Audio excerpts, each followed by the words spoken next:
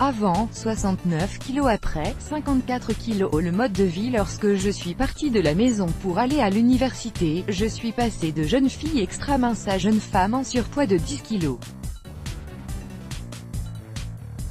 Pour essayer de revenir à mon corps d'avant, je suis devenue végétalienne, j'ai mangé plus de viande que vous ne pourriez jamais imaginer, et j'ai même pris des pilules de perte de poids, qu'un entraîneur de ma salle de sport m'avait vanté, pilules aujourd'hui interdites. J'ai aussi commencé une routine insoutenable de sport intensif. Tout en mangeant 1200 calories par jour, et parfois moins, j'ai enduré 6 jours par semaine de Muay Thai et de séances d'entraînement CrossFit. Je ne perdais toujours pas de poids. De plus, je ne pouvais pas dormir la nuit. J'étais brûlée, stressée, et je me haïssais de ne pas perdre du poids malgré les régimes alimentaires et l'exercice insoutenable. Le pire, c'est que même après tout cela, je continuais à grossir.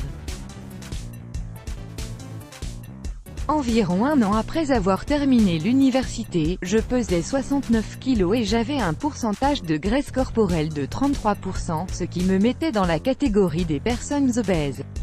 J'étais tellement fatiguée de tous les mauvais conseils qu'on me donnait que j'ai décidé d'apprendre comment mon corps fonctionnait vraiment en devenant entraîneur personnel.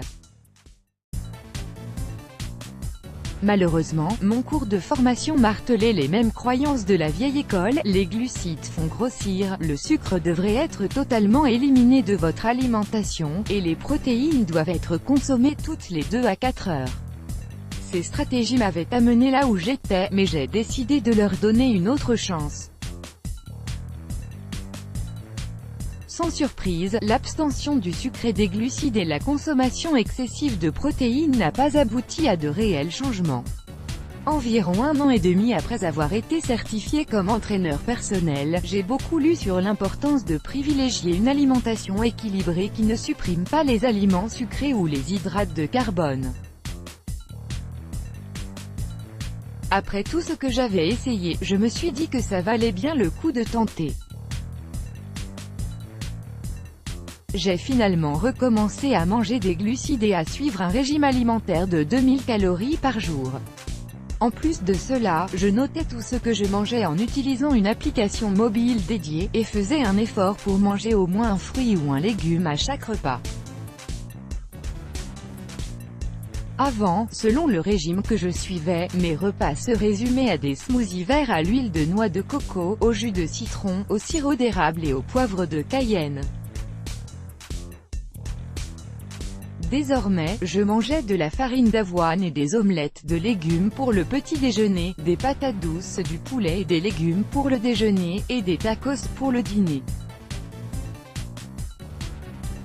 Et pour la première fois depuis l'université, je ne me privais pas de ma crème glacée préférée. Je continuais avec ma routine de CrossFit et classe de Muay Thai 6 jours par semaine, mais les seuls changements alimentaires ont fait que le surpoids a disparu lentement mais sûrement. Plus j'apprenais sur les régimes flexibles, plus je voulais trouver un entraîneur qui partageait ma vision de l'alimentation saine pour m'aider à trouver une routine d'entraînement tout aussi réaliste.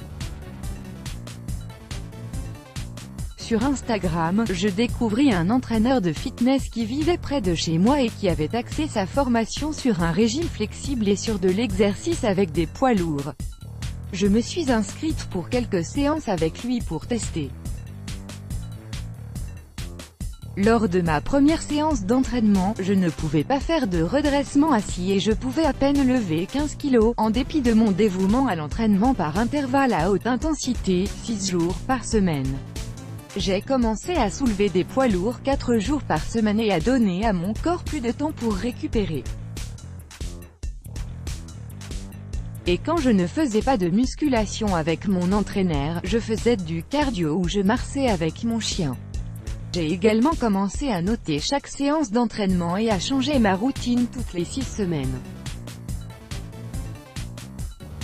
En gardant mes exercices plus cohérents, plutôt que d'essayer de surprendre mes muscles, chaque jour, je suis plus forte et je bâtis plus de muscles.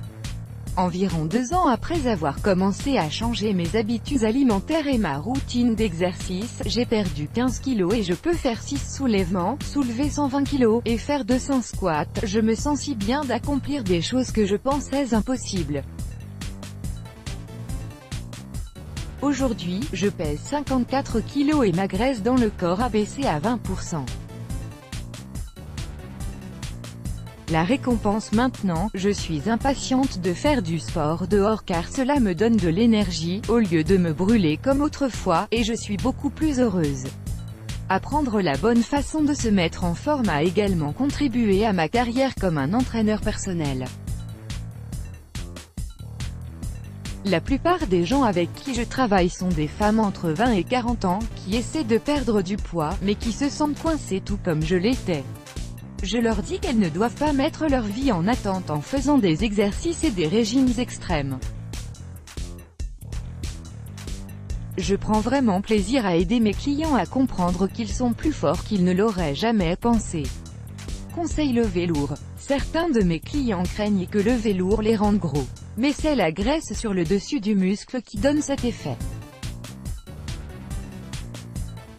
Si vous êtes maigre grâce à votre régime alimentaire, vous vous sentirez plus fort, pas plus gros. Ne changez pas tout à la fois. Pendant des années, j'ai essayé de relooker mon corps avec des régimes extrêmes et des routines épuisantes d'entraînement. Mais j'ai appris que ce ne sont pas des techniques durables. Ainsi, au lieu d'adopter une approche tout ou rien, je me concentre sur faire aujourd'hui 5% de mieux qu'hier. Pour moi, lever juste quelques kilos de plus, cuisiner des petits plats au lieu de les prendre à emporter ou aller au lit 30 minutes plus tôt font déjà toute la différence. N'ayez pas peur des glucides si vous voulez perdre du poids. Une fois que j'ai recommencé à manger de l'avoine, du quinoa, du pain aux grains entiers, et même des gâteaux occasionnellement, j'avais tellement plus d'énergie à brûler à la salle de gym. Mes séances d'entraînement n'étaient plus aussi éprouvantes. De plus, j'avais plus d'énergie pour les activités quotidiennes comme marcher avec mon chien et gravir les escaliers.